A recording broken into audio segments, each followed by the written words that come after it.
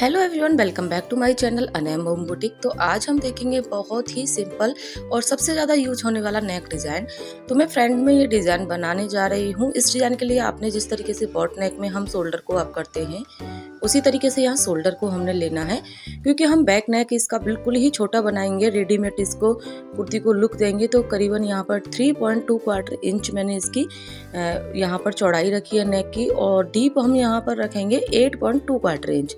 लेकिन हम 7 पे एक और मार्किंग करेंगे, क्योंकि हम इसे यहाँ पर रेडीमेड लुक देने जा रहे हैं। तो सभी लाइन को एक दूसरे से मिलाते हुए एक बॉक्स बनाकर रेडी कर लेंगे कुछ इस तरीके से। अब जहाँ पर हमने 7 इंच पर बॉक्स बनाया है, इसको हम राउंड नेक देंगे और इसको हम एकदम से कोने से करीबन 1 से 1.25 इंच पर ही राउंड हम इस तरीके से दे देंगे।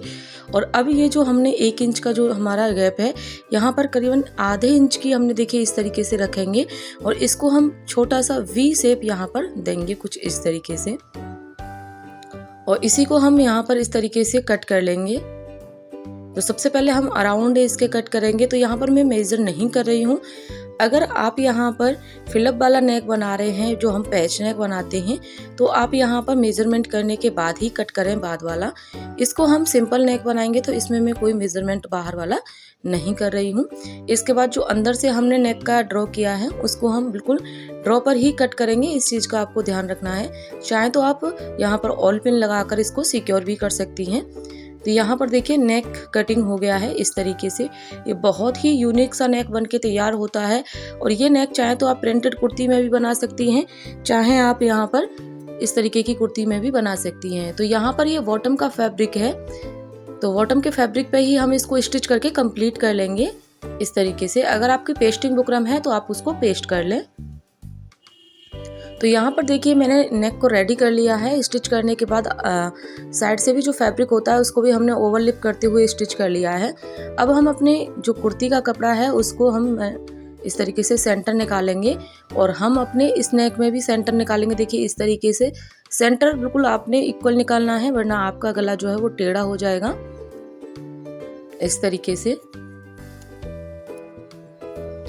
देखिए यहाँ पर ये सेंटर निकल गया है। सेंटर निकालने के बाद देखिए ये जो हमारा यहाँ पर जो कढ़ाई आ रही है उसके बिल्कुल सेंटर में आपने इस तरीके से इसको यहाँ पर सेट करना है, और इसके बाद हम इसको ऑल पिन से सेट कर लेंगे।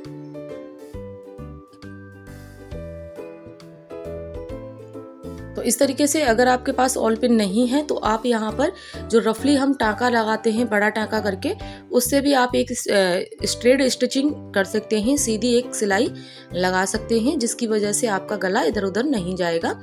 तो इसके बाद अब हम अपनी स्टिचिंग को कंप्लीट कर लेंगे। तो देखिए स्टिचिंग भी आपने बहुत सावधानी से करनी है, कहीं से भी आपने यहाँ पर स्टिचिंग को छोड़ना नहीं है, वरना आपका गला जो है वो बिल्कुल भी टेढ़ा हो जाएगा। क्योंकि राउंड नेक के साथ साथ हमारा यहाँ पर एक वी हमने यहाँ पर ड्रॉ किया है। तो यहाँ पर मैंने कोई भी वीडियो को फास्ट फॉरवर्ड नहीं किया है। देखिए इस तरीके से घुमाते हुए जब भी आप अपनी सिलाई को मूव करते हैं तो आपकी जो निडल है वो फैब्रिक के अंदर ही होनी चाहिए, और यहाँ से देखिए हम बिल्कुल कोना प्रॉपर बनाते हुए ही अपनी सिलाई को यहाँ पर कंप्लीट करेंगे। तो मैं कंप्लीट करके दिखाती हूँ। तो देखिए इस तरीके से मेरी यहाँ पर पूरी सिलाई कंप्लीट हो गई है। उसके बाद जो भी हमने ऑल पिन यहाँ पर सेट किए हैं उसको हम रिमूव करेंगे। देन उसके बाद हम यहाँ पर 1/4 इंच फैब्रिक छोड़ते हुए अपने पूरे फैब्रिक को यहाँ पर कट कर लेंगे। तो यहाँ पर आपको ज़्यादा फैब्रिक छोड़ने की ज़रूरत नहीं है, क्योंकि हमारे पास यहाँ पर बुकरम है। तो बुकरम नहीं होती है तो हमें थोड़ा ज़्यादा फैब्रिक छोड़ना होता है, क्योंकि फैब्रिक निकलने का डर रहता है। तो इस तरीके से आपने पूरे को कट करना है, और कट करने के बाद देखिए यहाँ पे सारे में हम नोचेस लगाकर रेडी कर लेंगे, जिस तरीके से हम नोचेस लगाते हैं।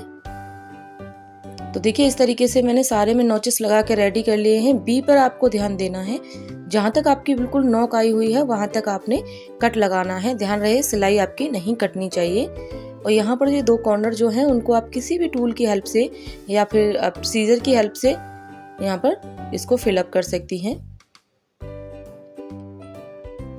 इस तरीके से। और इसके बाद हम इस पर प्रेस लगा लेंगे। प्रेस लगाने से बहुत अच्छे से बैठ जाएगा। आप चाहें तो डायरेक्टली इस पर रफ स्टिच कर सकती हैं। तो यहाँ पर देखिए मैंने प्रेस लगाकर इसको कंप्लीट कर लिया है। अगर आप हैंड टू हैंड यहाँ पर तुरपाई करना चाहती हैं, जो हेमिंग होती है, तो आप हैंड टू हैंड कर सकती हैं, बट अभी यहाँ पर मैं एक रफली स्टिच लगा दूंगी। बाद में हम इसमें तुरपाई करके इसको कंप्लीट करेंगे। तो प्रॉपरली आपने इस तरीके से ही लगानी है जो स्टिचिंग लगानी है। और यहाँ पर देखिए मैं इस तरीके से रफ लगा रही हूँ, तो मैं वी शेप में यहाँ पर स्टिचिंग को कंप्लीट कर दूंगी। जब भी आप तुरपाई वाली स्टिचिंग लगाते हैं तो ध्यान रखिएगा कि तुरपाई के लिए आपने फैब्रिक को छोड़ना, बिल्कुल उसके कॉर्नर पर आपको सिलाई नहीं लगाते जाना है, वरना जब भी आप तुरपाई करके और अपनी रफ स्टिच को निकालेंगे तो तुरपाई भी आपकी साथ में ही निकल जाएगी।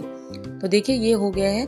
अब इसके बाद हम अपने शोल्डर को चेक कर लेंगे, क्योंकि जो देखिए इस तरीके से प्रॉपर गला बना हुआ आया है। जब भी आप शोल्डर कट करते हैं तो थोड़ा सा एक्स्ट्रा ही कट करें, क्योंकि कभी कभी फैब्रिक निकल जाता है तो हमारे शोल्डर कम या ज़्यादा हो जाते हैं। तो यहाँ पर देखिए हम इस तरीके से देख लेंगे अपने शोल्डर को, क्योंकि हम बैक में छोटा ही नेक बनाएंगे। छोटा क्या, 1 से 2 इंच का नेक बनाएंगे, जो कि हमारी रेडीमेड कुर्ती में आता है। तो यहाँ हम 4 इंच की यहाँ पर शोल्डर रखेंगे और इसको हल्का सा हम यहाँ से भी डाउन करेंगे, क्योंकि हम शोल्डर पर डाउन करते हैं जब हमारा बैक नेक में कॉलर या फिर छोटा होता है। तो अगर आप बैंड पट्टी वाला कॉलर बना रहे हैं तो भी आपको इस तरीके से ही डाउन करना होता है शोल्डर। अगर आप डीप नेक बना रहे हैं तो फिर आपको नेक की तरफ डाउन करना होता है, शोल्डर से उठाना होता है और नेक की तरफ डाउन करना होता है। और उसके बाद हल्का सा यहाँ से हम अपने शोल्डर को भी कट करके तैयार कर देंगे।